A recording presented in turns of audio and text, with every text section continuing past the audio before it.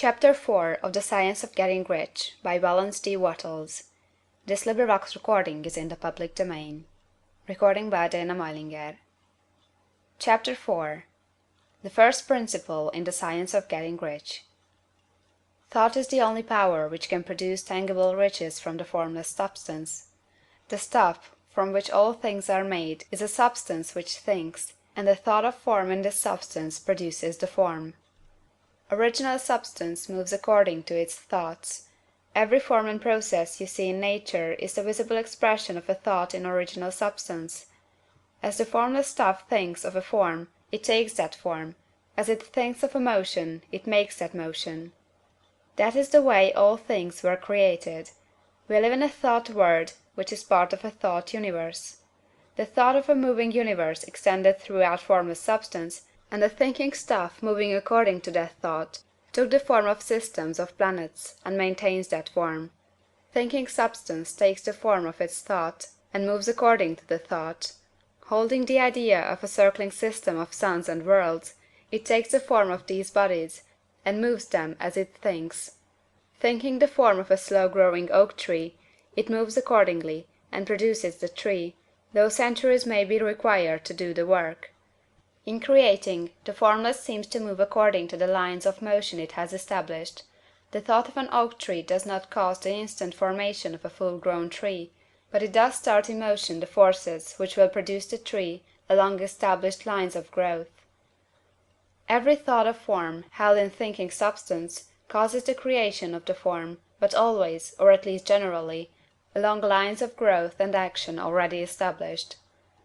The thought of a house of a certain construction, if it were impressed upon formless substance, might not cause the instant formation of the house, but it would cause the turning of creative energies already working in trade and commerce into such channels as to result in the speedy building of the house. And if there were no existing channels through which the creative energy could work, then the house would be formed directly from primal substance, without waiting for the slow processes of the organic and inorganic world. No thought of form can be impressed upon original substance without causing the creation of the form. Man is a thinking centre, and can originate thought. All the forms that man fashions with his hands must first exist in his thought. He cannot shape a thing until he has thought that thing. And so far man has confined his efforts wholly to the work of his hands. He has applied manual labor to the world of forms, seeking to change or modify those already existing. He has never thought of trying to cause the creation of new forms by impressing his thoughts upon formless substance. When man has a thought form, he takes material from the forms of nature, and makes an image of the form which is in his mind. He has so far made little or no effort to cooperate with formless intelligence, to work with the Father. He has not dreamed that he can do what he sees the Father doing. Man reshapes and modifies existing forms by manual labor. He has given no attention to the question whether he may not produce things from formless substance by communicating his thoughts to it. We propose to prove that he may do so, to prove that any man or woman may do so, and to show how. As our first step, we must lay down three fundamental propositions. First, we assert that there is one original formless stuff, or substance, from which all things are made. All the seemingly many elements are but different presentations of one element. All the many forms found in organic and inorganic nature are but different shapes, made from the same stuff. And this stuff is thinking stuff. A thought held in it produces the form of the thought. Thought, in thinking substance, produces shapes. Man is a thinking centre, capable of original thought. If man can communicate his thought to original thinking substance, he can cause the creation or formation of the thing he thinks about. To summarize this, there is a thinking stuff from which all things are made, and which, in its original state, permeates, penetrates, and fills the interspaces of the universe. A thought, in this substance, produces the thing that is imaged by the thought. Man can form things in his thought, and, by impressing his thought upon formless substance, can cause the thing he thinks about to be created. It may be asked if I can prove these statements, and without going into details, I answer that I can do so, both by logic and experience. Reasoning back from the phenomena of form and thought, I come to one original thinking substance, and reasoning forward from this thinking substance, I come to man's power to cause the formation of the thing he thinks about. And, by experiment, I find the reasoning true, and this is my strongest proof. If one man who reads this book gets rich by doing what it tells him to do, that is evidence in support of my claim. But if every man who does what it tells him to do gets rich, that is positive proof until someone goes through the process and fails.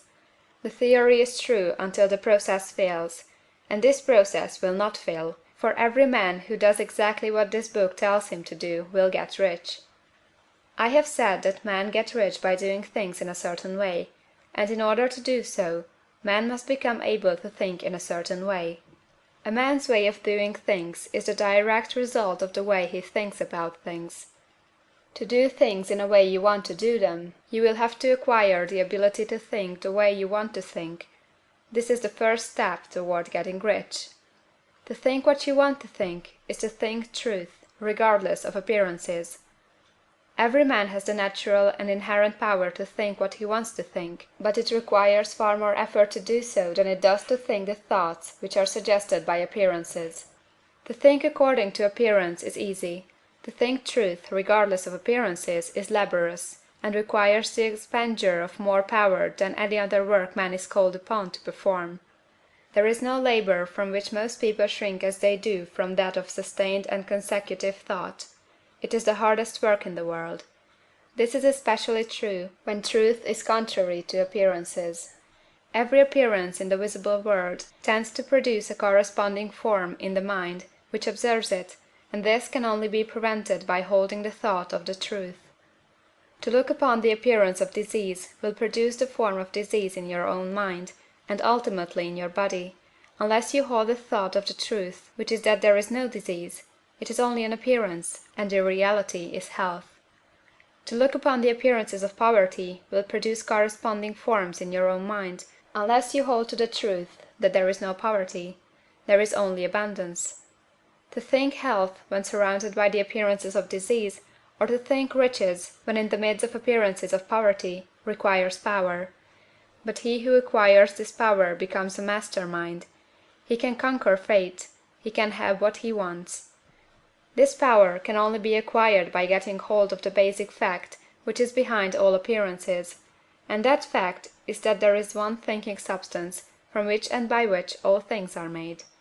Then we must grasp the truth that every thought held in this substance becomes a form, and that man can so impress his thoughts upon it as to cause them to take form and become visible things.